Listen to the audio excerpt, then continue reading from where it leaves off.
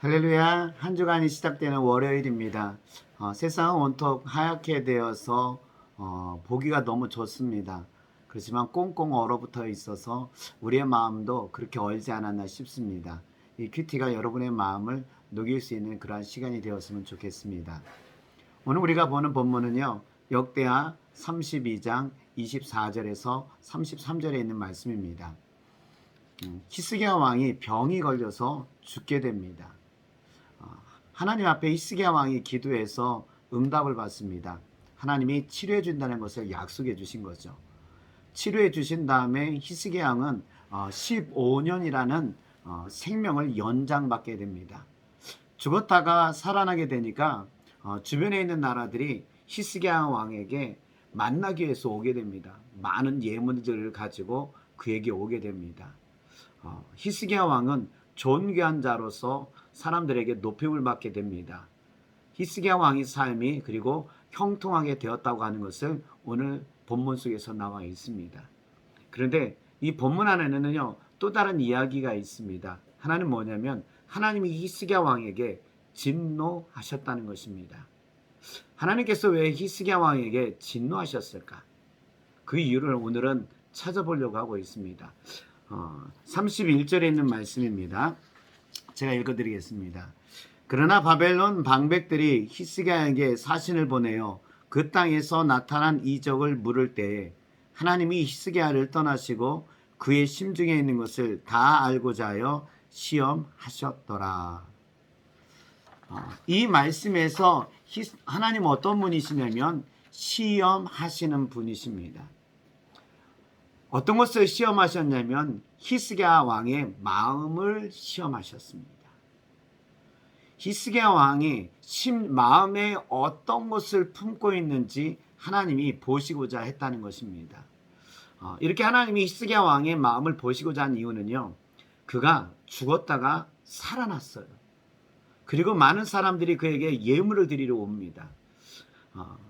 이것뿐만 아니라 오늘 본문 처음 속에서는 또 뭐가 있냐면요, 히스기야 왕이 아수르와 전쟁에서 이겼습니다. 아수르는 북이스라엘을 멸망시켰고요, 주변에 있는 나라들을 다 점령을 했습니다. 중동의 강대국으로서 떠오른 나라입니다. 그런데 히스기야 왕은 아수르를 물리쳤어요. 그리고 죽을 병에서 다시 살아난 겁니다.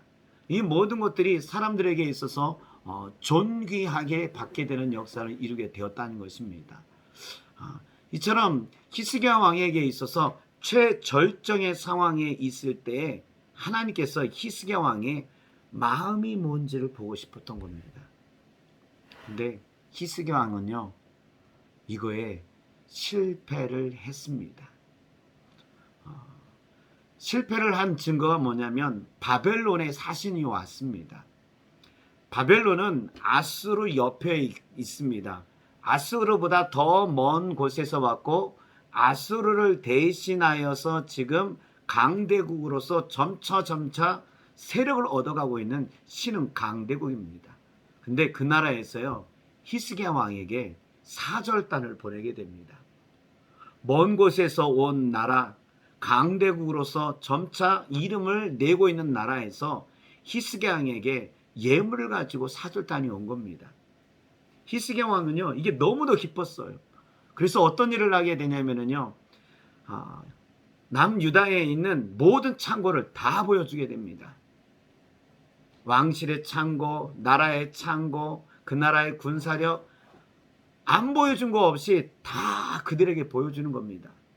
이것은 그들에게 우리나라는 이 정도로서 할 수 있는 능력이 있다고 하는 것을 보여준 겁니다. 근데 이러한 히스기야 왕의 마음을 하나님이 보신 거예요. 히스기야 왕이 교만했다는 것을 알게 된 겁니다. 아수르 왕을 물리친 거 이스라엘은 한 것이 없습니다. 히스기야 왕이 한 것이 없어요. 하나님이 도와주셔서 역사한 겁니다. 하나님이 한 천사를 보내어서 아수르의 18만 군사를 다 죽였어요. 심판하셨던 겁니다. 히스기야 왕이 병이 들었습니다. 고침을 받은 거 의사에 위해서 한 것이 아니라 하나님께서 히스기야 왕을 고쳐주셨다는 겁니다. 근데 이 모든 것들을 하나님께 영광을 돌려야 되는데 히스기야 왕은 어떻게 했냐면 이 영광을 자기가 취한 겁니다.